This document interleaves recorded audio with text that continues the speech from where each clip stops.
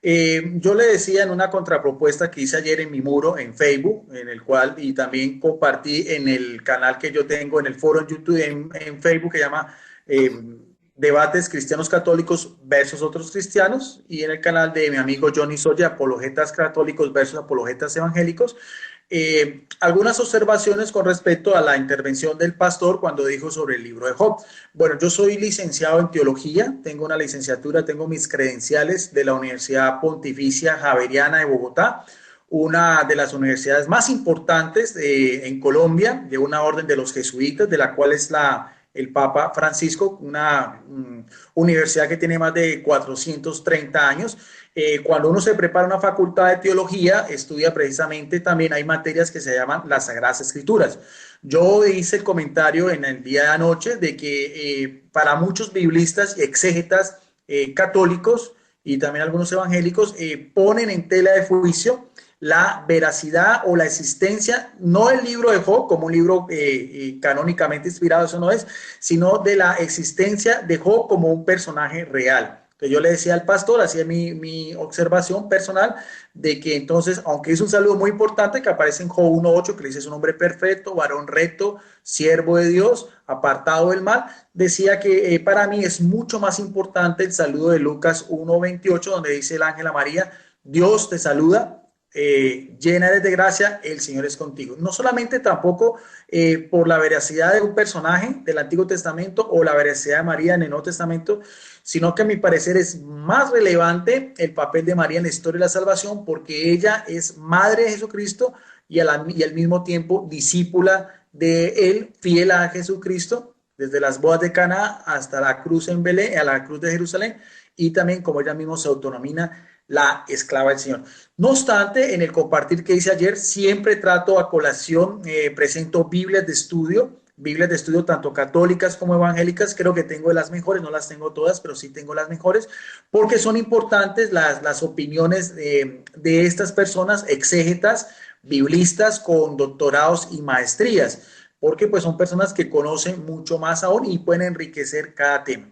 Entonces, en esta noche también quiero mostrar este libro, se llama la Biblia en la Historia. Este es un libro en mi biblioteca personal de la editorial San Pablo, pueden mirar el grosor. Es escrito por un sacerdote diocesano católico de la ciudad de Chioggia, docente en Sagrada Escritura en la Facultad de Teología en Padua y colabora con algunas revistas especializadas en Sagradas Escrituras y también publicó el Evangelio según Mateo. En este libro este autor católico, un doctor en Sagradas Escrituras, se da la tarea de explicar no solamente lo que es la Biblia, su contexto cultural, su contexto religioso, el contexto político, todo lo que los diferentes momentos del Antiguo Testamento, patriarcas, jueces, reyes, profetas, el Nuevo Testamento, los diferentes movimientos que había en época de Jesucristo, movimientos religiosos, el contexto cultural, religioso, los primeros códices, los primeros manuscritos, los primeros cánones que se hicieron, las diferentes versiones de la Biblia, explica lo que es las fuentes para estudiar la Biblia, lo que es la inerrancia, la hermenéutica, la exégesis, lo que piensa el Concilio Vaticano II, la Constitución Dei Verbum, sobre la forma como se debe estudiar las Sagradas Escrituras, de acuerdo a lo que piensa la Iglesia Católica. Entonces, me parece que lo que una persona como estas, que ha estudiado toda su vida y que tiene pues también un doctorado en Sagradas Escrituras, nos dice con respecto al libro de Job. Ayer hacía el comentario también de unos biblistas de la Biblia Católica, de la Biblia de América, de Ediciones San Pablo. Este también autor coincide en lo mismo. Él dice, Job, el protagonista del libro del mismo nombre, no es un personaje histórico, sino la personificación de una experiencia de fe. Por eso decía que era un libro poético, que más que todo es un mensaje de acuerdo a la forma como está escrito el libro de Job, por medio de poemas, por medio de narraciones, por medio de himnos, por medio de aclamaciones, por medio de información teológica y bíblica, y de acuerdo a la forma como el judío de aquel entonces veía el acercarse con Dios y el sufrimiento. Dice, el libro describe una controversia veterotestamentaria, o sea, el Antiguo Testamento, sobre el tema de la retribución. Según la manera común de pensar de la antigüedad bíblica, Dios es bueno con el justo y reserva sufrimientos y desgracia para el malvado. Los amigos de Job justamente sostienen esta tesis. Job, aunque es consciente de no tener ninguna culpa, no es capaz de encontrar una explicación a los sufrimientos. Finalmente, Dios se le aparece y le clarifica el mensaje del libro. El hombre no es capaz de penetrar en los destinos de Dios. Solo una cosa es cierta, aunque Dios no le evita el dolor al hombre, no es por eso un Dios enemigo, sino un Dios cercano al hombre, incluso en el dolor. Entonces, esta es la explicación que da este exégeta. No niega, como decía yo, la canonicidad o la autoricidad de un libro canónico del Antiguo Testamento, sino que dice más bien que Job personifica lo que estamos viendo acá, el sufrimiento, la lealtad, el servicio de Dios, el dolor y también la retribución al final después de haber pasado todas esas pruebas. Eso fue lo que yo quise decir y lo compartí en el día de anoche. El pastor en su contrapropuesta que también hizo en el día de anoche decía varias cosas interesantes. En primer lugar, ningún libro, tanto el Antiguo Testamento, o sea, lo que llaman los libros veterotestamentarios, que en las Biblias evangélicas son 39, de acuerdo al canon palestinense, o sea, los libros que fueron escritos en hebreo, y el canon que acepta la Iglesia Católica en el Antiguo Testamento, que llama el canon, la Septuaginta griega, que tiene 47 libros del Nuevo Testamento, del 46 del Antiguo Testamento, más los 27 libros del Nuevo Testamento, el canon neotestamentario, que es igual. No existe en el momento, y el pastor lo decía, algún rollo original, algún papiro auténtico. Lo que existe son copias y muy posteriores a los relatos en sí. Cuando uno estudia Sagrada Escritura es necesario saber en cuenta tres cosas. Primero, el acontecimiento que pasó. Segundo, una tradición oral. Y después se fue puesto por escrito, tanto en el Antiguo como en el Nuevo Testamento. Incluso si uno ve los evangelios fueron escritos ya hacia el año 60 de la era cristiana y casi 30 años después de que sucedieron el hecho real. Así mismo es en el Antiguo Testamento. Entonces no podemos decir que existe un original de Job. Existen, como lo había dicho anteriormente, copias de todos estos libros, papiros o códices especialmente, y a veces pequeños fragmentos. Por eso el mismo pastor Eduardo Gutiérrez, él decía, y eso también es válido decir, que el libro de Job, algunos de estos biblistas lo sitúan hacia el año 1500 años antes de Cristo. Algunos piensan que fue el primer escrito del Antiguo Testamento, pero otros biblistas piensan que fue escrito hacia la cautividad en Babilonia, hacia el año 550 antes de Cristo. O sea, mire, no hay una coincidencia en sí, y no hay una unanimidad de criterio en cuanto a la fecha en que fue escrita, ni tampoco se conoce el nombre de su autor. Ese por un lado, hay que también tener en cuenta eso. El mismo pastor decía que la tradición, o más que todo, más que la tradición, la leyenda judía adjudica al libro de Job a Moisés. Eso también es una leyenda porque el autor es desconocido. Y también los mismos judíos en su tradición, pero no tiene una validez, por así decirlo, de un rigor científico bíblico, se le atribuye también a Moisés los 5 primeros libros del Antiguo Testamento que son conocidos como el Pentateuco: Génesis, Éxodo, Número, Levítico y Deuteronomio. Esas cosas son importantes cuando uno estudia Sagradas Escrituras. Por eso decía yo, esas normas. Además también hay 3 otras reglas que son: primero, saber qué tipo de libro es. No es lo mismo el Evangelio de Lucas, porque tiene, por así decirlo, es una narración de acontecimientos históricos sobre la vida, los milagros, la obra en su Jesucristo, al libro de Job, que es un libro poético. No es lo mismo coger usted los Salmos a coger el libro de Daniel o el libro Apocalipsis, que tiene unas revelaciones. Entonces, todos esos géneros literarios también es importante saber cuando uno estudia de una manera más sistemática las Sagradas Escrituras. Dije también que hay pruebas, si vamos a hablar de ya de lo que llaman las pruebas extrabíblicas, o sea, las pruebas que pueden demostrar la veracidad de los libros del Antiguo Testamento, empezando en el Antiguo Testamento. Decía yo, y de pronto el pastor no lo pudo entender bien, yo decía que solamente históricamente se conocen pruebas extrabíblicas hacia el año 1000 antes de Cristo, con lo que fue el reinado de David. De ahí en adelante hay otras menciones. Eso fue lo que yo dije. Cuando hablamos de reglas extrabíblicas, estamos hablando de excavaciones y restos arqueológicos, estamos hablando de otros documentos históricos contemporáneos a la fecha, a los mismos, por ejemplo, el poema de Gilgamesh, que habla también sobre el diluvio, también ese de los babilonios, también ese es una fuente extra bíblica, y también todo lo que es la papirología, los papiros y todos los códices antiguos. Eso es.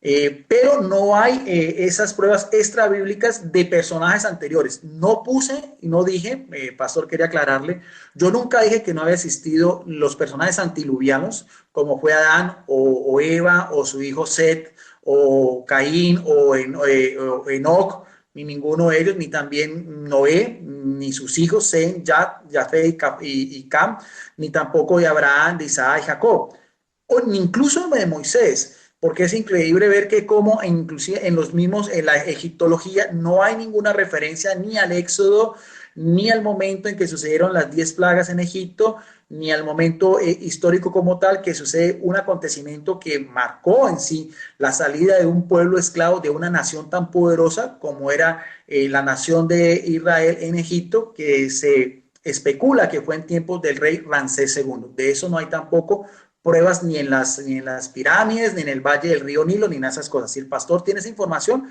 me gustaría que la diera porque, como digo yo, esto es siempre, lo hago yo, es como un compartir. Ahora, hay que tener en cuenta también que aunque, por ejemplo, no podemos, en el caso que yo pienso como teólogo católico, que no creo en la existencia de Job, pero sí en el mensaje de Job, hay también que tener en cuenta lo que llama la inerrancia. Cuando uno habla de inerrancia en teología bíblica, es decir, que el texto sagrado como tal, todo lo que es la Sagrada Escritura, esta es una Biblia católica, la Biblia latinoamericana, nos da a entender de que todo es real. Inerrancia es que no puede haber equivocación en los textos, porque todo viene bajo la inspiración del Espíritu Santo, que es el Espíritu de la verdad. No obstante, hay que tener en cuenta que la Biblia no fue escrita por ángeles, no fue escrita directamente por Dios, sino que fue escrita por hombres. Se calcula que fueron más de 40 hombres, la gran mayoría judíos, muchos desconocidos, pero bajo la inspiración del Espíritu Santo, pero con su propia inspiración, con sus propios elementos, con la propia cosmovisión en que ellos vivían en aquel entonces, de acuerdo a las costumbres, las normas, las leyes, el ambiente en que se escribió cada libro de la Biblia, tanto el Antiguo como el Nuevo Testamento. Eso es muy importante. No es lo mismo el Evangelio de Juan, que es escrito con un lenguaje teológico mucho más alto, al lenguaje de Mateo, que fue escrito a los judíos, a la ley, al lenguaje de Marcos, que es más resumido, y al Evangelio de Lucas, que es a los paganos. Todo eso hay que saberlo ver. O el libro Los Hechos de los Apóstoles, o las diferentes cartas, cartas paulinas, cartas apostólicas. Todo eso es lo que se estudia en Sagradas Escrituras.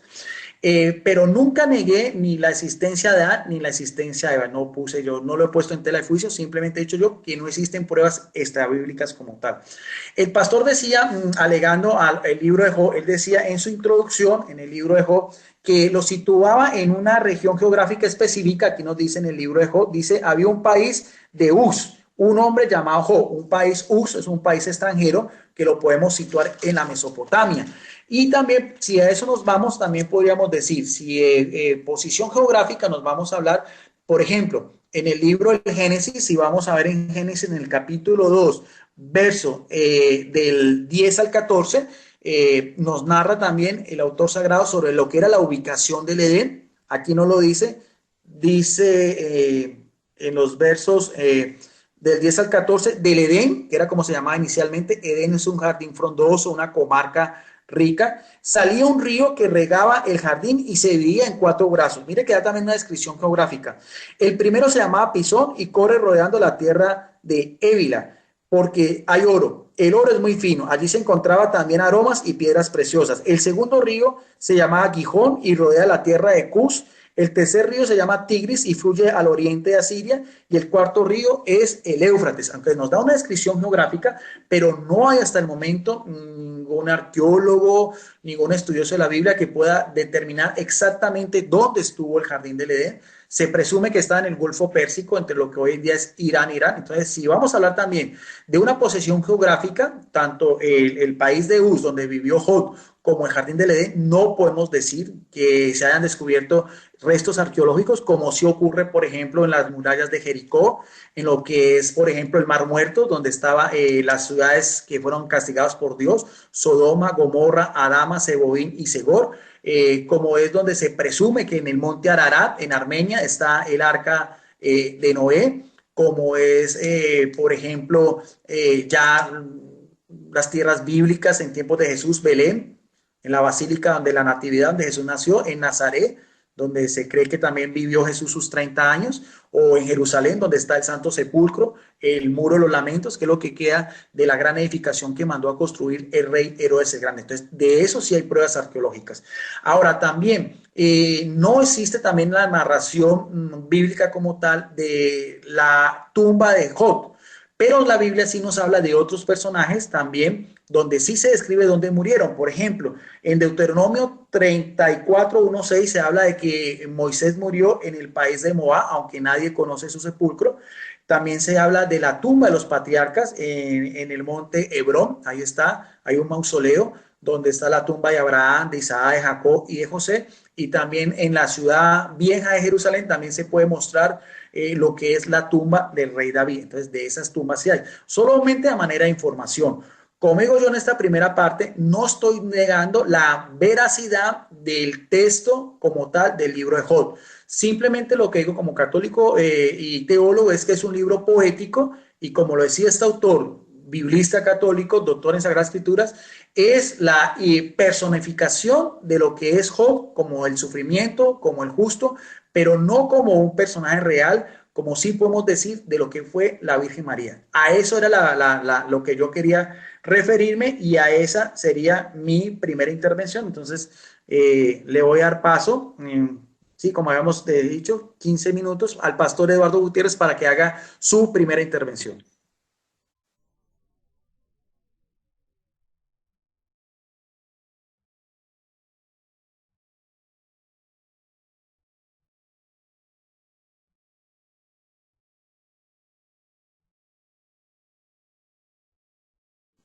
Adelante, pastor, el tiempo es suyo.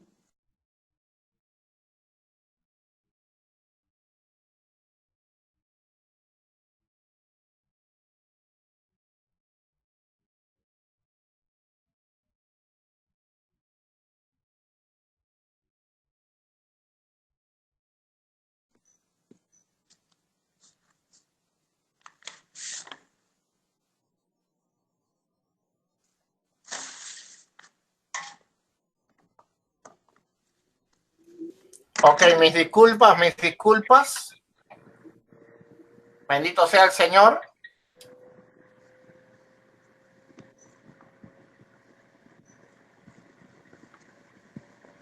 Ok,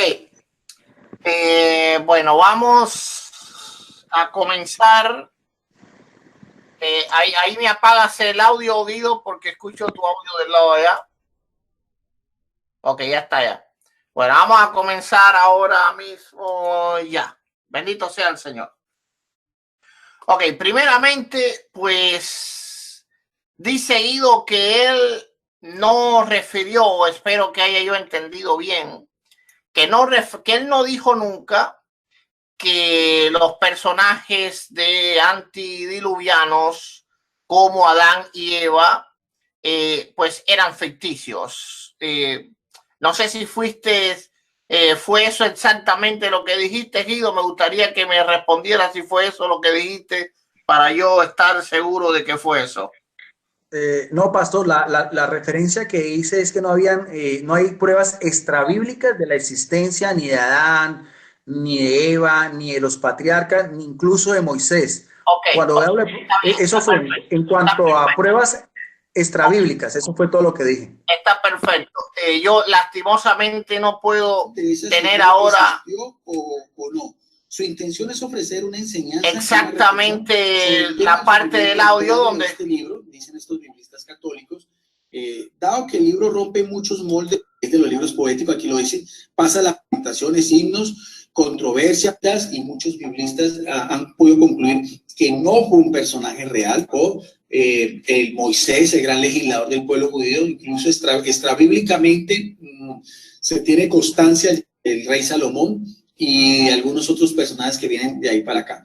Pero anteriormente, si vamos a... Ok, vamos a escuchar esto ahora. Espero que lo estén escuchando. Del patriarca Abraham, de Isaac, de Isaac, de Jacob, del mismo Noé, de Adán y Eva, de Sem y de todos estos personajes antidiluviales. Y incluso del libro, el mismo Job, no son personajes, por así decirlo, que tenemos certeza de que vivieron, sino que son más bien, es género literario que se llama los inicios, los los primeros capítulos del libro del Génesis son a manera de, no son históricos como tal. Histórico como tal está ya a partir de el relato de Abraham. Ok, entonces, Guido, te recuerdo, tal vez se te olvidó, pero tú sí dijiste que no eran personajes históricos. Y al no ser personajes históricos, son personajes ficticios. Bendito sea el Señor.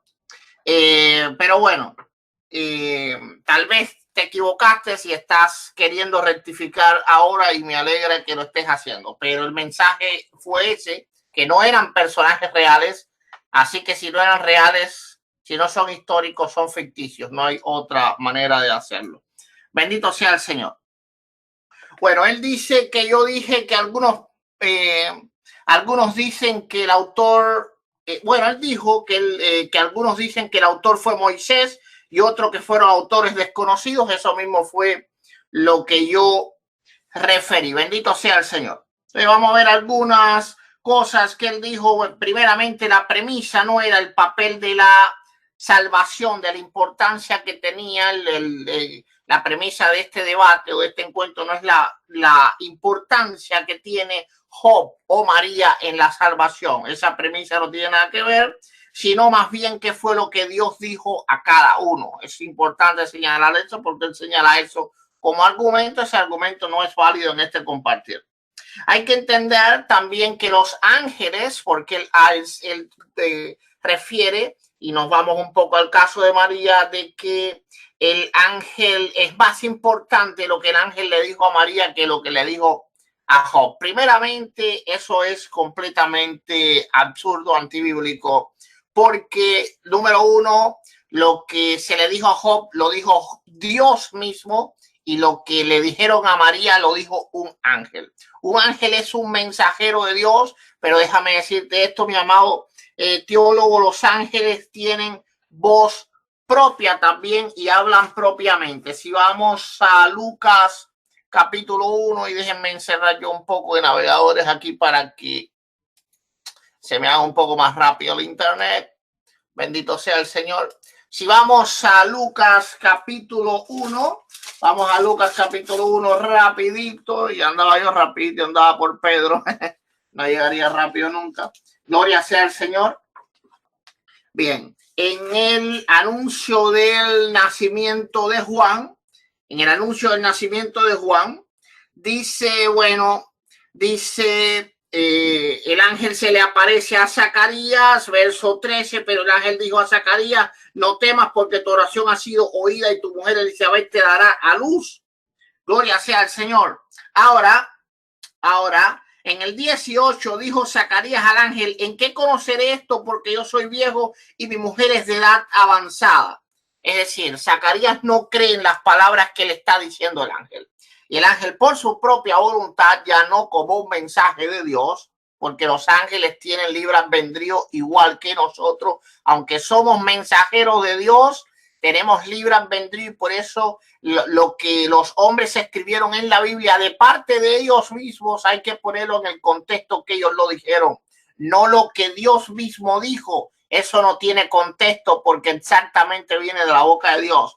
Ahora dice el 19, respondiendo el ángel le dijo, yo soy Gabriel que estoy delante de Dios y he sido enviado a hablarte ante estas buenas nuevas, dice el 20. Y ahora quedarás mudo y no podrás hablar hasta el día que esto se haga, por cuanto no creíste mis palabras, las cuales se cumplirán a su tiempo. Así que aunque era palabra de Dios, era un mensaje de Dios, eran las palabras del ángel. Por lo tanto, el ángel le habla a María con sus propias palabras y fue una salutación directa del ángel hacia ella. El mensaje que Dios tenía era el nacimiento del Mesías. De la manera que el ángel lo dice, no necesariamente los ángeles son robots.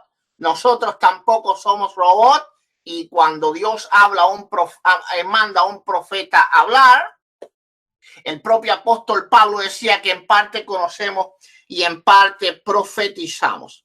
Ahora, él dice que el libro de Job lo que trae es un mensaje. El problema es que todos los libros de la Biblia traen un mensaje. Eso no quiere decir que el personaje sea ficticio. Por ejemplo, el mensaje del libro de Isaías es un mensaje mesiánico, el mensaje del libro de los Proverbios es un mensaje de sabiduría. Eso no quiere decir que ni Isaías ni Salomón hayan sido personajes ficticios. Así que ver al libro de Job como un libro que trae un mensaje, eso es una premisa que no tiene ningún tipo de sustento para sustentar la no historicidad de el personaje de Job. Bendito sea el Señor.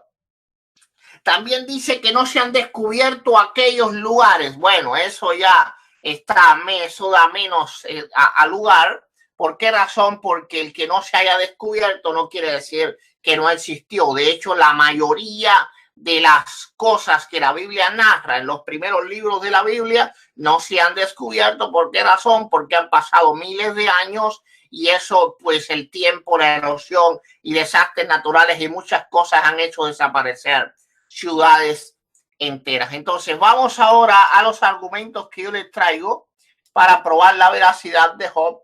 Bueno, primeramente leímos Job 1:8, en el cual se ve claramente, bendito sea el Señor, que es un mensaje muchísimo más fuerte y elogioso que lo que el ángel le da a María, porque lo da el mismo Dios. Hay que entender algo. ¿Por qué razón las Biblias tienen las palabras de Cristo en rojo?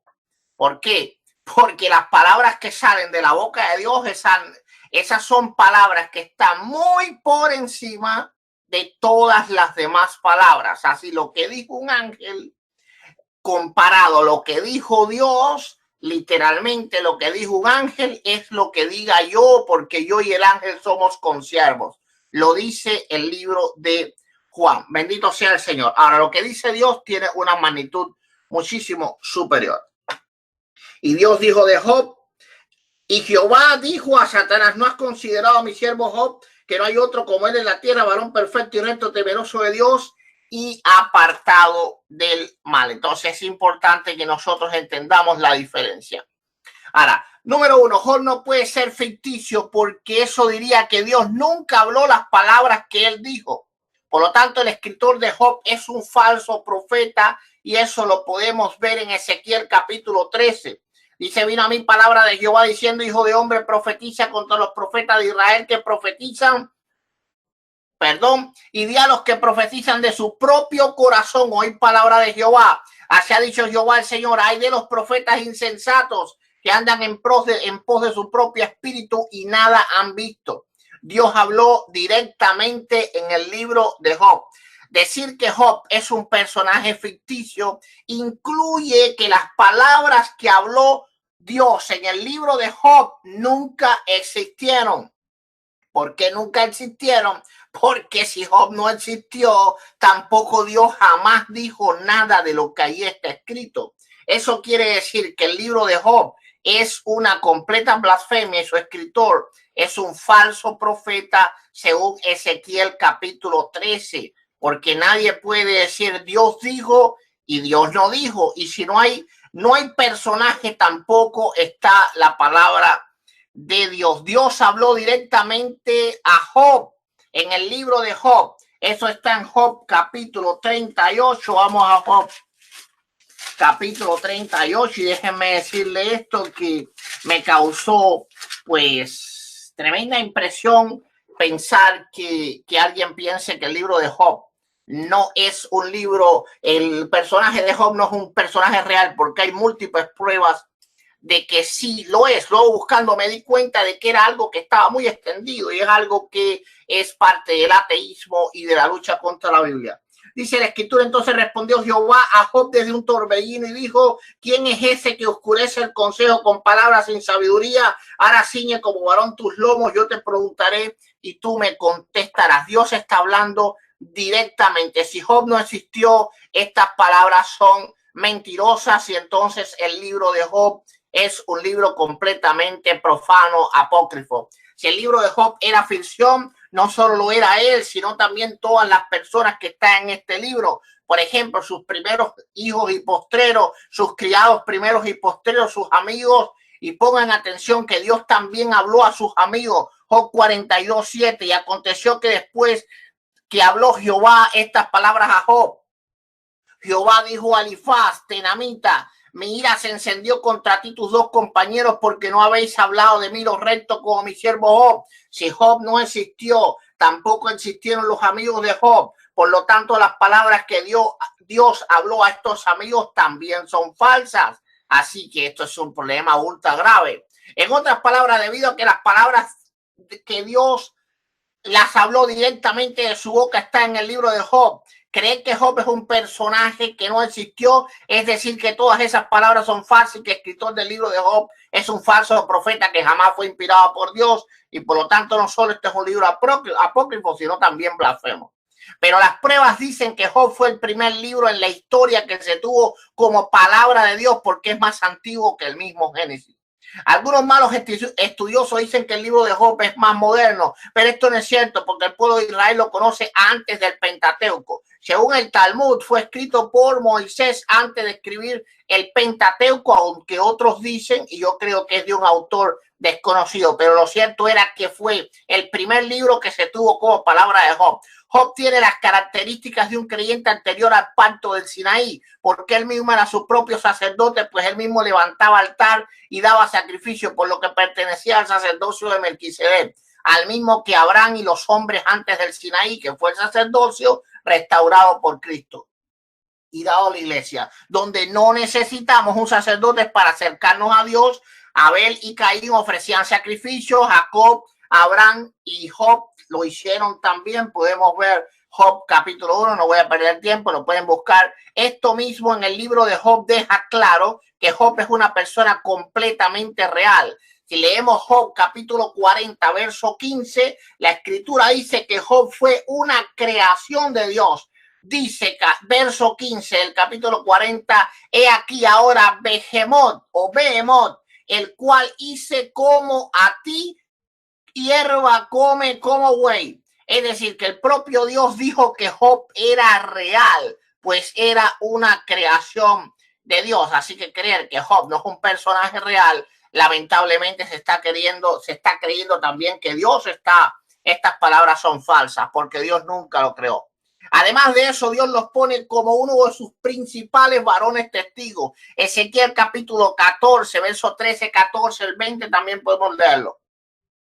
Dice, hijo de hombre, cuando la tierra pecare contra ti, rebelándose pérfidamente, y extendiere yo mi mano sobre ella y quebrantar el sustento de pan y enviar en ella hambre y cortare de ella hombres y bestias, si estuviesen en medio de mí, de ella, estos tres varones, Noé, Daniel y Job, ellos por su justicia, y un hombre ficticio no tiene justicia, librarían únicamente sus propias vidas, dice Jehová el Señor. En este pasaje también habla de la descendencia de Job, que Job no salvará a sus hijos e hijas. Así que en el libro de Ezequiel, Dios mismo, hablando Dios mismo, vuelve otra vez a decir que Job es un personaje real. Referencias en el Nuevo Testamento hay unas cuantas. Por ejemplo, en 1 Corintios 3:19 dice, porque la sabiduría de este mundo es insensatez para con Dios, porque está escrito, él prende a los sabios en la astucia de ellos. Eso es Job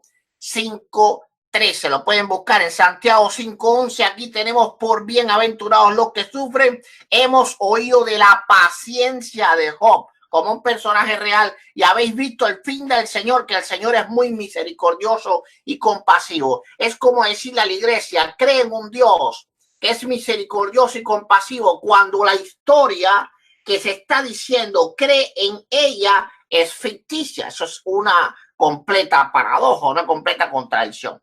Además, el libro de Job es uno de los libros que más revelaciones científicas tienen. Por ejemplo, Job 27:7 dice, él extiende el norte sobre vacío, cuelga la tierra sobre la nada, es decir, sabía que la tierra colgaba en el vacío.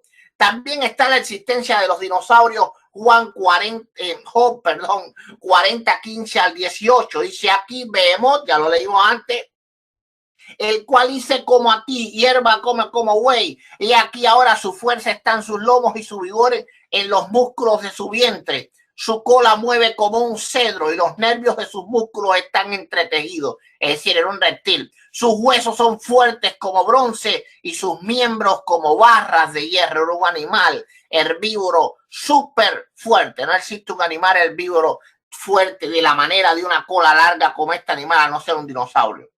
Ahora, ¿habla la Biblia de personajes ficticios? Claro que sí, por ejemplo, el buen samaritano y otros, pero la diferencia es que en el caso de Job, la Biblia describe la vida de Job con lujo de detalle que dejan claro que no es un personaje ficticio. Por ejemplo, número 1 tiene nombre, número 2 da lugar geográfico exacto donde vivía, la tierra de Uz. Número 3 da el nombre de sus hijas. Job 42:14 dice, llamó a la primera Génima y a la segunda Sesha y a la tercera Karen Apuk. ¿Para qué dar un nombre de hija ficticia de un personaje ficticio, sabiendo que los nombres tenían tanta importancia en la antigüedad, debido a que cada uno tenía un significado, contaba una historia? Da el número exacto de días que vivió Job y la información de su muerte. Job 42:16. Después de esto vivió Job 140 años y vio sus hijos y los hijos de sus hijos hasta la cuarta generación. Y murió Job de viejo y lleno de días. Los antiguos conocían a Job porque daban su nombre a sus hijos. Por ejemplo, uno de los nietos de Jacob se llamó Job. Génesis 46:13. Los hijos de Isaacar, Tola, Fua, Job y Simrón. Era un honor llevar el nombre de un patriarca. Sobre todo, Dios aparece hablando en primera persona y no alguien contando lo que Dios dijo. Y esto es un argumento completamente irrefutable y yo literalmente me siento en él tranquilamente y digo que el que niegue la existencia real de Job al mismo tiempo está negando las palabras que dijo Dios, porque Dios no puede hablar a un personaje que nunca existió. Así que negar a Job es decir que todas las palabras que están en el libro de Job dichas por Dios literalmente también son ficción. Lo que hay que tener es un sumo cuidado, algo que yo nunca haría. Bendito sea el Señor por todas, sobre todas las cosas. No existe ninguna prueba y nadie puede decir que existe prueba de que Job no fue un personaje real, porque es imposible tener prueba de eso. Lo único que sabemos es que primeramente hay que respetar el libro de Job, porque es un libro donde Dios mismo habla, y negar la existencia de Job es también negar la verdadera existencia de aquellas palabras dichas. Ya casi 20 minutos, aquí termino mi tiempo. Bendito sea el Señor y le doy paso a Guido. Bien, pastor, yo en esta segunda intervención sí voy a tomarme los 20 minutos para también aclarar algunas de las cosas que dijo usted, pastor. ¿Te parece bien? Claro, claro. Bueno, inicio. Bueno, a ver, pastor, quería a mi óptica como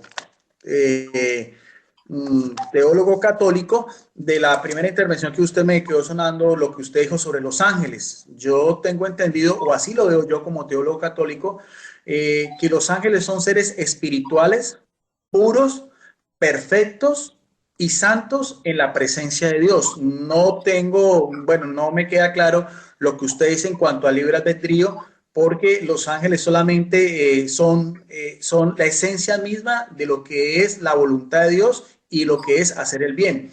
Un ángel como tal, los ángeles buenos, no los ángeles caídos, solamente hacen lo que Dios les dice. O sea, no tienen el libre albedrío para hacer algo malo, o por lo menos no hay referencia de ángeles, no los demonios, donde estén haciendo algo por voluntad propia o que estén en contra de los mandatos de Dios. Por ejemplo, si vamos en el libro de los Salmos, en el Salmo 103, dice en el verso 20, bendigan al Señor todos sus ángeles, héroes poderosos que ejecutan sus órdenes y apenas oyen el sonido de sus palabras, o sea, inmediatamente oyen a Dios, obedecen sus órdenes, no tienen la libertad, por así decirlo, como un hombre o como un esclavo, un siervo, sino que ellos al oír solamente la palabra de Dios obedecen inmediatamente. Dice en el verso 21, bendigan al Señor todos sus ejércitos, sus servidores para hacer su voluntad. Entonces, que quede claro que los ángeles, el término ángel viene del término malak en hebreo o agelo en griego, que quiere decir precisamente servidores de Dios. Ahora, el anuncio del ángel Gabriel a María es muy importante y el pastor quiere ponerlo en un segundo plano a las palabras que le dijo Yahvé o Jehová a Job, pero en sí, como tal, aunque sea de parte de un ángel, pero son las palabras de Dios. El ángel no habla por voluntad propia, ya lo dijimos anteriormente. Si vamos otra vez al anuncio en Lucas, en el capítulo 1, verso 26, dice el texto, al sexto mes, el ángel Gabriel fue enviado por Dios. O sea, no es porque el ángel vino por voluntad propia, sino porque este ángel con nombre propio fue enviado por Dios. Y sigue diciendo, cuando en el verso 28, el saludo que le da el ángel no es por iniciativa propia, o no es por así decirlo lo que él quiere decirle a María, sino que ese saludo viene de parte de Dios. Aunque no lo dice directamente Dios, pero sí lo hace un ángel que viene de parte del mismo. Por eso le dice, llegó el ángel Gabriel y le dijo, alégrate, llena de gracia, el Señor está contigo. O sea, el ángel solamente le está transmitiendo lo que para María es importante en Dios desde antes de este mismo anuncio. Y María quedó muy conmovida al leer estas palabras y se preguntaba qué significaba aquel saludo. Y el mismo ángel vuelve y le rectifica porque el ángel le dijo, no temas María, porque has encontrado el favor de Dios. O sea, nuevamente, es llena de gracia, viene con alegría, alégrese porque el Señor está con ella. Así el mismo Dios le había transmitido al ángel. Y vuelve y le repite en el verso 30, no temas María porque has encontrado el favor de Dios. Entonces, eso quería aclarar en cuanto al término de los ángeles. El pastor Eduardo Gutiérrez pone como todo veracidad lo que es el libro de Job y habló, por ejemplo, sobre animales y dinosaurios, pero hay también un animal ficticio. No sé si el pastor tenga algo que argumentarle al respecto, que aparece en el libro de Job, que es un animal mitológico y que no podemos decir que existió, ni tampoco que hay pruebas en lo de los fósiles, que estudian los fósiles, sobre la existencia de lo que es Leviatán. Dice en este diccionario, este es el diccionario bíblico ilustrado Holman, una obra de consulta, miren el grosor, de los más importantes diccionarios bíblicos con respecto a Leviatán. Nombre de una antigua criatura marina que significa el enrollado, y a quien Dios contuvo. Aparece tanto en literaturas bíblicas como en extrabíblicas. Isaías 27:1 le atribuye una forma serpentea a Leviatán, serpiente torturosa. La alusión a criaturas del mar se usa de manera indistintiva con otros misterios, creaciones de divinidades. ¿Saben cómo Leviatán tenía que ver con las divinidades de estos pueblos también politeístas, por así decirlo? Se mezcla el relato de Job con otras divinidades de las culturas antiguas, de las culturas de aquel entonces, los asirios, sumerios, babilónicos y demás. Así también en Isaías 27:1 se refiere a Leviatán como el dragón que está en el mar. Ahora, yo me pregunto, ¿cuál dragón está en el mar? ¿Qué dragón podemos tener certeza de que tenga las características de Leviatán? El salmista en 74:14 presenta un Leviatán de muchas cabezas que forma parte de los enemigos sobrenaturales de Dios y que habita en el mar. Vemos bien cómo también, aunque la palabra de Dios tiene inerrancia, pero también utiliza la imaginación, el autor sagrado, para decir también cosas que son ficticias, con este caso Leviatán. Y sigue siendo en Job 3:8 y en Job 41 del 1 al 9, presenta la criatura del mar como un enemigo demasiado formidable, como para que una persona piense en despertarla. ¿Qué enemigo tendría Leviatán? Vemos que esto es simbólico. Eso tiene un lenguaje que no lo podemos tomar al pie de la letra. Por eso es que yo le decía al pastor que los géneros literarios son muy importantes y que no podemos tomar todo al pie de la letra porque caeríamos en algo que es muy delicado, que es el fundamentalismo bíblico, que es tomar todo el texto sagrado sin darle una exégesis y una correcta hermenéutica.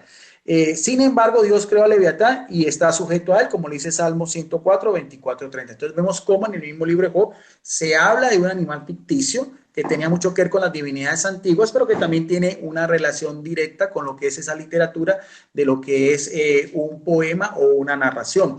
Quería también hacer énfasis, ya que el pastor hablaba, por ejemplo, ya más del Evangelio de Lucas, porque yo le daba más credibilidad al Evangelio de Lucas en todo el aspecto de lo que es el rigor científico, bíblico, histórico. Y el pastor ponía también, decía algo también que es muy veraz, él decía que existen dos genealogías de Jesucristo, una también como aparece al inicio del Evangelio de Mateo y otra de Lucas, y que ambos hay unos personajes que no coinciden, pero que el pastor como tal le daba más veracidad a la genealogía de Mateo porque viene de la descendencia de David y Abraham. Sin embargo, el Evangelio de Lucas también es palabra inspirada por Dios y podemos también aplicar lo que decía anteriormente, lo que es la inerrancia, o sea, un mensaje con inspiración divina, pero con las facultades o la forma como cada autor sagrado quiere transmitir el mensaje. Ahora bien, como vemos dos genealogías, vemos bien, entonces una, como decía el pastor, de Mateo y la otra de Lucas, pero también vemos también que existen también, si a eso nos vamos, si vamos a poner el mismo, en el mismo parámetro, también existen dos relatos de la creación en el Antiguo Testamento. Uno que aparece en Génesis 1, que es la versión yavista, y el otro que aparece en Génesis 2, que es la versión eloísta. Ambas son completamente diferentes. En Génesis 1 dice que el hombre, que Dios creó al hombre y la mujer en igualdad de condiciones, mientras que en Génesis 2 dice de una manera poética, por eso es que no podemos tomar todo al pie de la letra, ni siquiera el libro de Job, que Dios sacó a la primera mujer, que después se llamaba Eva, de la costilla de Adán. Entonces, eso es simbólico. Y entonces esas dos versiones son diferentes, pero es el mismo relato sobre la creación del ser humano. Si nos vamos a poner entonces a cuál creemos, al relato de Génesis 1, donde dice que Dios varón y hembra los creó, o al relato de Génesis 2, donde dice que la mujer fue salida de la costilla de Adán. Ambos relatos fueron escritos en diferentes espacios, en diferentes lugares y por diferentes autores. Génesis 1 es de lo que llama la versión yavista, fechado hacia el año 550 durante la cautividad en Babilonia, mientras que Génesis 2 es más antiguo y hace relación a lo que fue en tiempos de la dinastía de David. Entonces, eso también. Y el pastor decía que algo que también me llamó mucho la atención porque el pastor transmitió anoche aquí en Colombia, ya eran casi a medianoche, pero esta mañana me dio la tarea otra vez de ver el video del pastor punto por punto. Me llamó mucho la atención cuando el pastor el pastor Eduardo Gutiérrez dice que el Evangelio de Lucas es el menos exacto históricamente hablando. No sé si también, como le digo el pastor, fue lo que yo escuché, pero creo para que también usted también haga su rectificación. Pero no obstante, a mi parecer, es uno de los que tiene también más información histórica de los 4 evangelios y sobre todo los 3 evangelios sinópticos. El término sinóptico viene de un término griego que quiere decir en paralelo, que son el evangelio de Mateo, de Marcos y de Lucas. Por ejemplo, si vamos al evangelio de Lucas en el capítulo 3, verso 1-2, vemos cómo Lucas es un escritor y es un historiador y es un cronista, donde dice al inicio de su evangelio que buscó todo cuidadosamente de testigos y con un rigor histórico al máximo para darle un relato confiable a un hombre, un personaje de nombre Teófilo. Dice en Lucas 3:1, en el año 15 del reinado del emperador Tiberio, era el gobernador romano en tiempos de Jesucristo. Jesucristo nació en tiempos del emperador Augusto César y su ministerio público y su muerte fue en tiempos del emperador Tiberio. Este sí es un personaje que podemos dar fe de que sí existen pruebas extrabíblicas, lo que yo estaba diciendo. Y también habla de Poncio Pilato, gobernador de Judea. También hay una inscripción también en Cesarea Marítima de Poncio Pilato. Dice, Herodes, gobernante de Galilea, también Herodes, el hijo de Herodes el Grande, y su hermano Filipo en Turea y Tretaconitile y Licianas en Abilene. O sea que no solamente habla de los personajes, sino también de todo lo que es la región de la Palestina antigua, cada uno en diferentes lugares. Y también sigue diciendo de 2 personajes históricos que son Anás y Caifás. También hay referencias extrabíblicas de estos 2 que eran sumos sacerdotes en tiempos de Jesucristo. Entonces vemos bien cómo sí hay un rigor científico, histórico del Evangelio de Lucas con personajes reales y que también se pueden comprobar con la historia universal. También decía el pastor Eduardo Gutiérrez, que también me llama mucho la atención, porque el pastor decía ayer en su contrapropuesta que yo como teólogo católico estaba muy influenciado por la doctrina católica y da a entender que para nosotros María es un papel muy importante y como que tenemos una ceguera, y no es así, pastor. Yo, cuando un teólogo se dedica a estudiar estas cosas, yo he estudiado de todas las demás cosas, gracias a Dios en 30 años, yo soy católico y soy teólogo por convicción, no por imposición. O sea, el papel que yo veo de María no es tanto porque la Iglesia Católica me lo diga, sino porque yo en mi propio análisis, en mi propia interpretación, pidiendo siempre la iluminación del Espíritu Santo, veo en María un papel preponderante, no mayor de Jesucristo, pero sí partícipe de lo que es el misterio de la encarnación, porque si no fuera por María, no, Jesucristo, el Verbo no se hubiera encarnado y no hubiera muerto en la cruz. Pero el pastor decía algo que también me pareció un poco exagerado, a mi manera de ver, con todo el respeto que merece. Él decía, el pastor textualmente, decía que para él era 100.000 millones de veces, así lo dijo, el saludo, las palabras que aparecen sobre David, que inclusive el saludo a María. Y dio como referencia el pastor, que vamos a leerlo, Hechos en el capítulo 13, verso del 22 al 23. Dice así, pero después Dios lo rechazó y le dio a David, de quien dio este testimonio.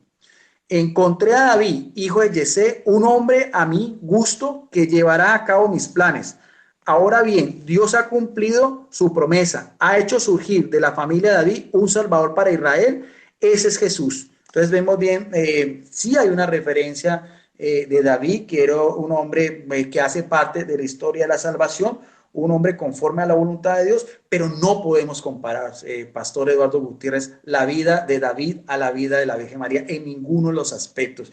Por una sencilla razón, mi amigo Pastor Eduardo Gutiérrez, porque si vamos al Antiguo Testamento, porque todo también, yo conozco también de las Sagradas Escrituras, no estoy aquí citando catecismo, ni encíclicas, ni nada.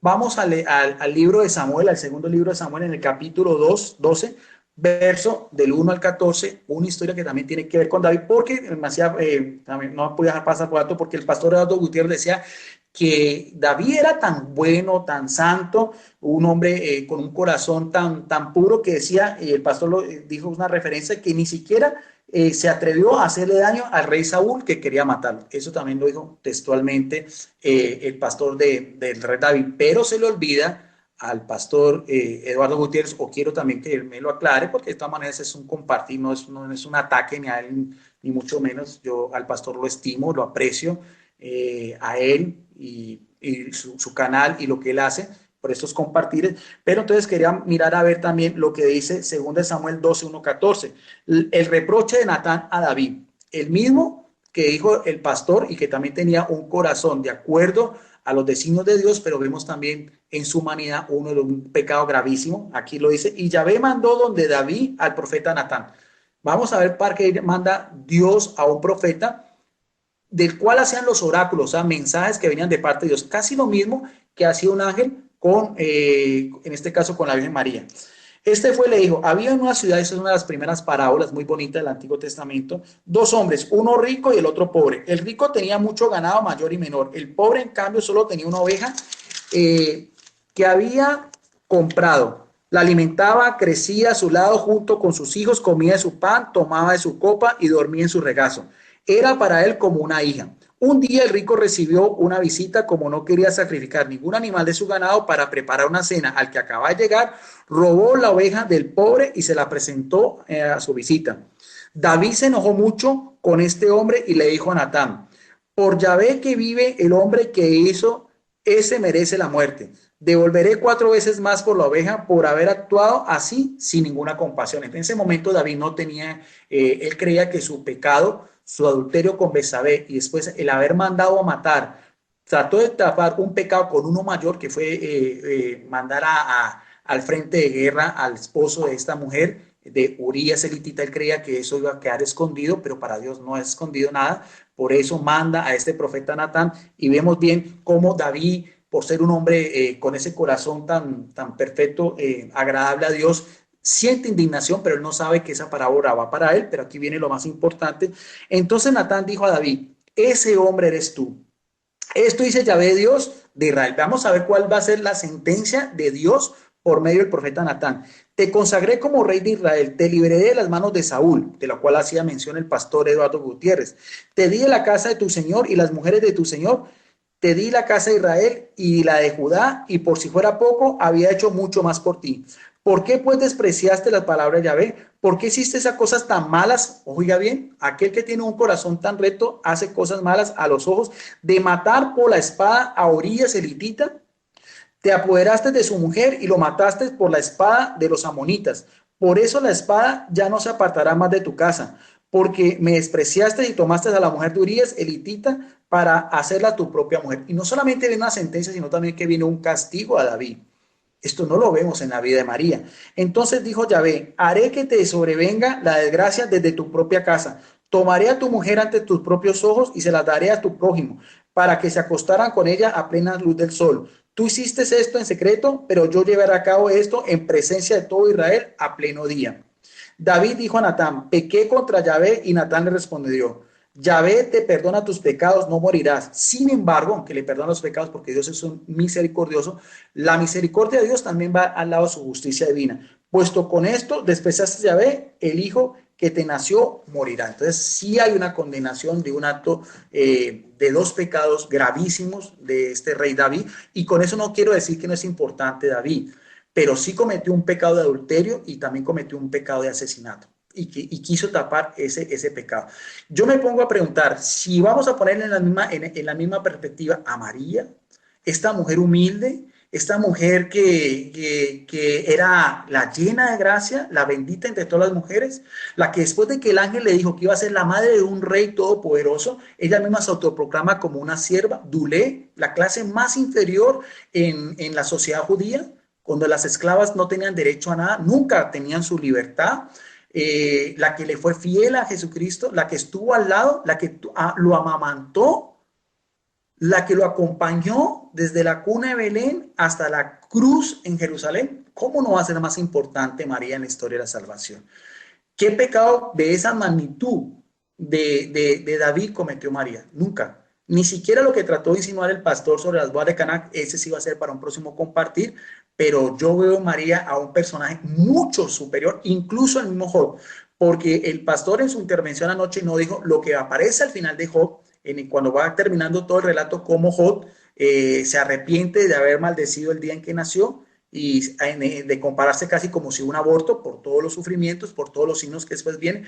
Y el mismo Job dice que se arrepiente y que va a cubrirse con polvo y ceniza. Y el término polvo y ceniza lo expliqué yo, de acuerdo a la cultura judía de aquel entonces, era señal de penitencia, era señal de duelo y era señal de reparación por haber también tenido esa debilidad humana, sin rescatar, por eso le digo, sin dejar a un lado la importancia de Job, sin dejar a un lado también David, con todo, porque por eso mismo los salmos el Salmo 51 es un salmo penitencial, es un salmo que precisamente David hace alusión a su pecado, y ustedes saben que los judíos son tan importantes los salmos, que son, por así decirlo, los libros por excelencia del pueblo de Israel. Sin embargo, ese mismo rey que tenía ese corazón tan grande dijo, piedad de mí, Señor, ante ti, Dios de verdad, reconozco el pecado que cometí. No faltará la esperanza en nuestra humildad, pues sabemos que Él es capaz de crear en nosotros un corazón nuevo. Ten piedad de mí, dice David. Oh Dios, en tu bondad, por tu gran corazón, borra mi falta. Que mi alma que limpia de malicia purifique de mí mi pecado. Y sigue diciendo, pero me falta yo bien conozco, pero mi falta bien conozco, y mi pecado está siempre ante mí. Y contra ti pequé. Lo que es malo a tus ojos, yo lo hice. Por eso en tus sentencias tú eres justo, no hay reproche en el juicio de tus labios. Entonces, con eso también quería intervenir esta última intervención, a mi parecer, cuando el pastor decía que era mucho más importante el elogio a David que el elogio de María, y lo que fue la vida de David a la vida de María. Yo, con todo respeto, pastor, me quedo, así como usted decía, 1.000 millones de veces más con María, con la esclava del Señor, con la sierva del Señor. Y sobre todo porque tuvo dos privilegios que no lo tiene ninguna otra criatura: ser la madre de Jesucristo y ser su discípula fiel. Con eso hago mi segunda intervención. Entonces le doy paso también para que el pastor nos edifique también con sus intervenciones. Adelante, pastor.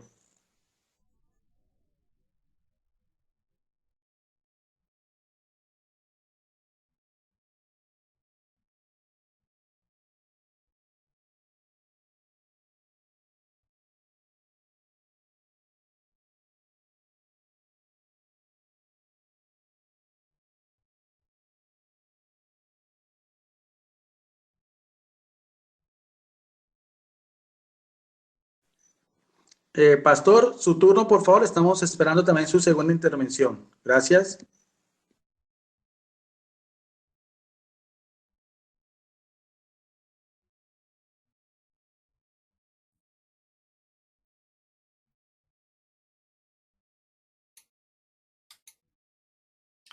Perdón, pero me voy para la sala para poder escuchar mejor. Gloria sea al Señor. Ok. Bien, vamos entonces a comenzar. Yo voy a comenzar. Ok, vámonos allá. Ya está encendido ya. Ok, bien. Las glorias sean a Dios.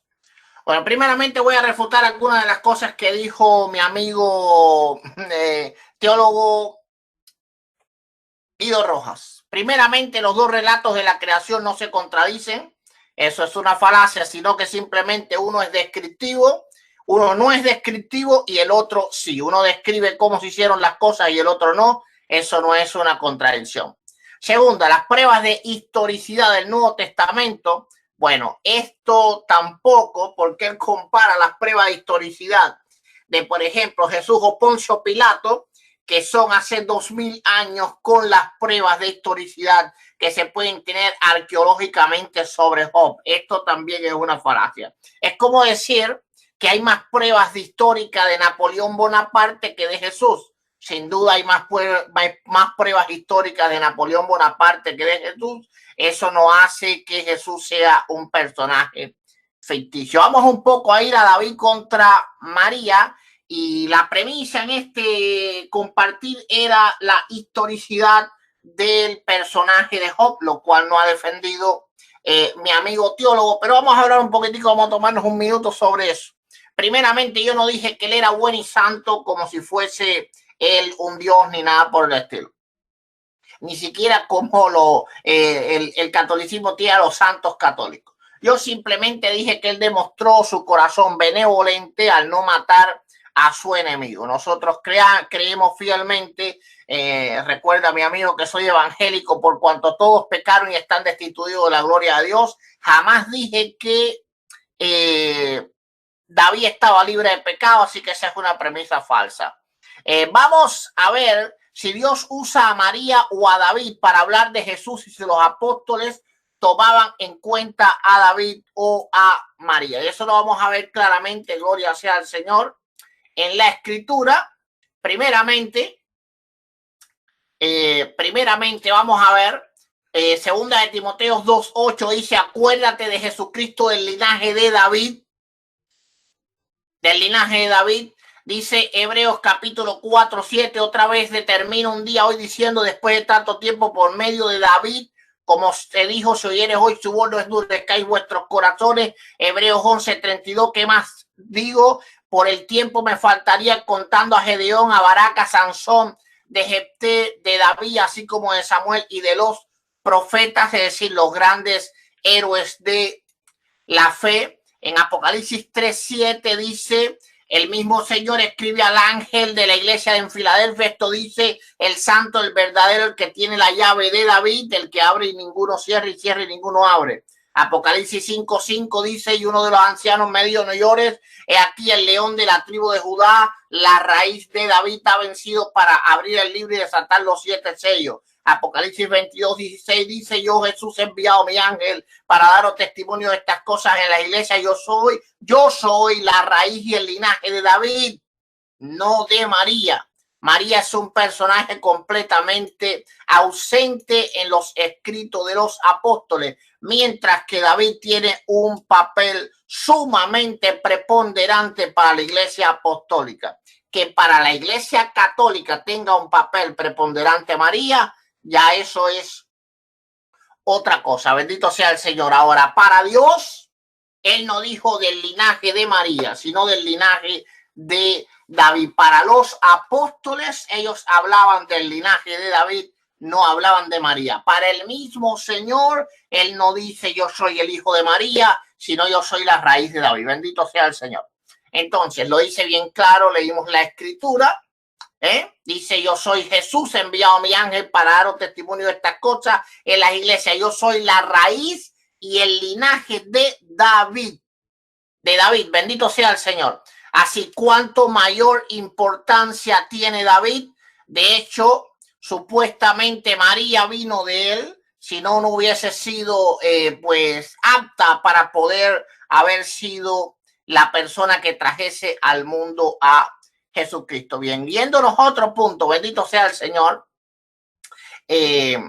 Guido dice que los ángeles, o quiere decir que los ángeles no tienen libre albedrío, no toman decisiones propias, que ellos son santos. Y ser santo no quiere decir no tomar decisiones propias y tampoco quiere decir tener libre albedrío. Bendito sea el Señor, porque Dios hizo al mundo en libre albedrío. Inclusive Él hizo al diablo, no lo hizo pecador, sino que el diablo cayó, bendito sea el Señor, y los ángeles cayeron. Si ellos cayeron es porque ellos tienen voluntad propia. Cualquiera que estudie un poco la escritura sabe que tienen voluntad propia. Ahora, aún los que siguen con Dios primeramente, ya te di Lucas capítulo 1, donde el ángel mismo es el que castiga por voluntad propia al padre de Juan el Bautista, pero ahora te leo Judas Judas verso 9, porque tiene un solo capítulo, pero cuando el arcángel Miguel contendía con el diablo disputando por él, por el cuerpo de Moisés, no se atrevió él a proferir juicio de maldición contra él, sino que dijo, el Señor te reprenda. Luego hablas del Leviatán, que aquí sí te vas completamente, no sé los libros que estás leyendo, bendito sea el Señor, pero dices que esto es algo mitológico, es decir, de culturas paganas. Bueno, eso contradice la escritura, porque en el Salmo 104, verso 26, dice que Dios fue el creador del Leviatán. Dice, allí andan las naves, allí este Leviatán, ¿qué hiciste para que jugase en él? Bendito sea el Señor. Así que estás diciendo, Guido, por eso te digo, ten precaución en cuanto al decir las cosas, porque decir que Job no es un personaje real, decir que el Leviatán no es algo real, tienes que hacer un estudio completo de la Biblia acerca de cada uno de estos personajes, incluso el Leviatán, porque la escritura dice bien claro que fue una criatura de Dios, fue hechura de él, Salmo 104, verso 26. Ahora, que la Biblia tome es como la serpiente. ¿Acaso la serpiente no es una creación de Dios?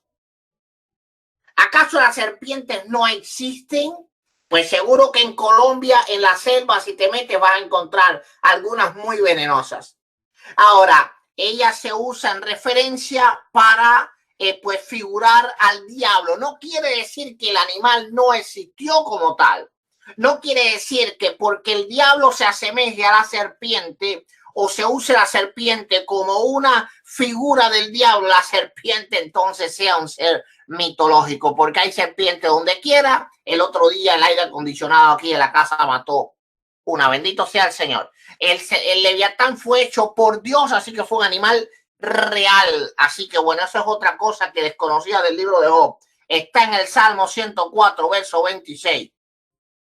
Bendito sea el Señor. Ahora, el mismo Dios en el libro de Job, y si tú dices que el Leviatán no existió, entonces el Dios que habló en el libro de Job, el tal es mentiroso. Por lo tanto, no es el Dios de Israel. Porque en el capítulo 41, verso 1 dice, Dios, ¿sacarás tú al Leviatán con anzuelo o con cuerda que le eches en su lengua? ¿Pondrás tu soga en sus narices y ahorrarás con garfio su quijada? Es decir, eso era un animal tan grande, tan fuerte, posiblemente un animal prehistórico que el hombre no podía dominar, bendito sea el Señor.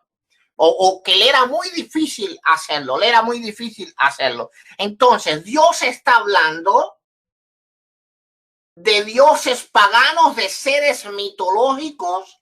El Señor, bendito sea el Señor, está hablando de seres ficticios. Entonces, déjame decirte algo. Las palabras que uno dice tienen unas consecuencias, y las consecuencias de lo que dices es que el Dios del libro de Job no es un Dios real, es un Dios falso. Es decir, no es el Dios de Israel. Así que habría que quitar entonces Job de todas nuestras Biblias, porque no es que Job hable del Leviatán, porque los hombres sí pueden entender cosas como, por ejemplo, cuando la escritura dice Dios paró el sol, se sobreentiende que los hombres estaban viendo que el sol, que el día no oscureció y ellos pensaban que se detuvo el sol. Pero aquí está hablando Dios. Y cuando habla Dios, nosotros los cristianos, seamos católicos, seamos cristianos evangélicos, tenemos que simplemente bajar la cabeza porque es palabra de Dios. La Iglesia Católica, cuando se lee la Biblia, ¿qué es lo que dicen los creyentes? Palabra de Dios. Bien, entonces, primeramente, el Leviatán sí es una criatura real y es algo creado por Dios. Salmo 124, verso 26. Bendito sea el Señor. Segundo, Dios mismo habla del Leviatán. Dios mismo habla del Leviatán. Es decir, no es algo que habla Job, sino que el mismo Dios habla de él. Y si el mismo Dios habla de él y el Leviatán no existe, déjame decirte algo, hay una connotación gravísima en eso. Y es que entonces el Dios del libro de Job es un Dios falso. Bendito sea el Señor. Dice Salmo 124, verso 26. Allí andan las naves, es decir, en el mar, está hablando del mar. Allí Leviatán que hiciste para que jugases en él, Es decir, era una serpiente marina, era un animal de mar. En Job capítulo 41, Dios vuelve a hablar del Leviatán. Vamos a Job capítulo 41. Bendito sea el Señor. Entonces, estas son las cosas que hay que uno tener, pues, mucho cuidado, porque hay que hacer un estudio exhaustivo de cada cosa de la Escritura. Amén. Dice, sacarás tú al Leviatán con anzuelo, con cuerdas que le eche su lengua, pondrás tu soga en sus narices. Bendito sea el Señor. Amén. Entonces, desde el capítulo 40 comienza a responder Jehová para situarlo en un contexto todo. Así que el capítulo 41 es el mismo Dios hablando. Pero bueno, según tú no, porque tú has leído esto de otros libros. Según las fuentes, las cuales tú has estudiado, no sé si son católicas, si son evangélicas, no sé dónde lo son. Hay apóstatas y herejes en todas las en todas las denominaciones. Según las fuentes que estás estudiando, el Dios del libro de Job es un Dios completamente falso. Bendito sea el Señor. Vamos a seguir un poquitico más. Si el libro de Job era ficción, me fui, gloria sea al Señor. Ok. Voy entonces a ir a mí, ya después que creo que refuté las cosas que dijiste. No sé si dijiste algo más. Bendito sea el Señor. No me recuerdo bien si dijiste algo más. Pero bueno, vamos a ir a mi argumento principal. Y es este. Dios mismo habló con Job. Si Dios habló con Job y Job no existe, no fue un personaje real, nunca existió, entonces Dios nunca pudo hablar con él. Y todo el relato que cuenta el libro de Job, incluyendo las palabras de Dios, son falsas. Y decir que Dios dijo algo que Dios no dijo es algo penado en la Escritura, libro de Ezequiel. Amén. Entonces, el escritor del libro de Job pasaría a ser un falso profeta. Esto traería como consecuencia que el libro de Job fuera un libro apócrifo. Y no solo apócrifo, sino también blasfemo. Este es mi argumento por encima de todas las cosas. Bendito sea el Señor. Creo que he expuesto argumento de sobra. No veo que hayas expuesto un argumento real de que el libro de Job o el personaje de Job ha sido ficticio, solamente has hecho comparaciones que no han sido lógicas. Comparar un hombre de hace miles y miles de años con alguien, bendito sea el Señor, ya del tiempo de Jesús, cuando habían historiadores y escribas y un montón de cosas, es como comparar las pruebas históricas de Napoleón Bonaparte con las pruebas históricas, de Jesucristo. Es una premisa que no se sostiene. Mi premisa es esta, y esta premisa es irrefutable. Dios habló con su boca a Job. Si Job no existe, esas palabras nunca fueron dichas por Dios. Si esas palabras nunca fueron dichas por Dios, el que escribió el libro de Job es un falso profeta, porque dijo que Dios dijo y Dios no dijo. Si el que escribió el libro de Job es un falso profeta, entonces el libro de Job es un libro apócrifo, blasfemo, y debe ser literalmente retirado de nuestras Biblias, tanto de la católica como de la evangélica. Algo que es imposible que tú puedas sostener o defender, porque irías demasiado fuerte contra la Biblia. Bendito sea el Señor, y yo espero que no hagas eso. Yo estoy seguro que tu intención por encima de todo eso no era descaracterizar a Job, sino más bien apoyar o darle soporte teológico al saludo de María, Y creo que es normal y natural en todo católico, pero cuidado con los argumentos que se usan. Porque la fe no se puede defender yendo en contra de la fe. Bendito sea el Señor. Nosotros los cristianos debemos de proteger la palabra del Señor y debemos de obedecer la palabra del Señor. Yo sé que tú eres un hombre estudioso y sé que eres un hombre que no eres del tipo de teólogo de catecismo, como mismo tú dijiste, y en eso yo completamente lo reconozco. Ahora, eres vamos a decir que un fiel escritor, defensor de la figura mariana, Por ejemplo, hiciste un video, no lo he visto, sobre María, la segunda Eva, pero dijiste que la primera Eva era ficticia, no era un personaje real, no era un personaje histórico. ¿Cómo va a haber una segunda Eva si no existió una primera? ¿O tú no estás seguro de que existió una primera? Bendito sea el Señor. No se puede. Entonces, a la vez que Dios habla en un libro y Dios habla con alguien, en esa misma hora ese alguien es más real que tú y que yo. Porque si ese alguien no es real, las palabras que Dios habló no fueron reales. Entonces Dios nunca habló. Por lo tanto, ese libro es blasfemo, ese libro es apóstata, porque fue escrito por un falso profeta que mintió. La connotación de esas acusaciones contra el libro de Job, no importa si lo dicen grandes teólogos evangélicos, grandes biblistas, grandes enciclopedias cristianas, británicas, católicas, no importa. Quien lo diga está metiéndose en un terreno sumamente peligroso. Y yo pienso que no hay que exponer más nada. Mi exponer es ese. Dios habló, y si Job no existió, las palabras de Dios jamás existieron. Y por lo tanto, quien escribió el libro de Job es un falso profeta. Y por ende, el libro de Job es un libro apócrifo. Y por lo tanto, debe de ser arrancado de todas nuestras Biblias, lo cual es completamente absurdo.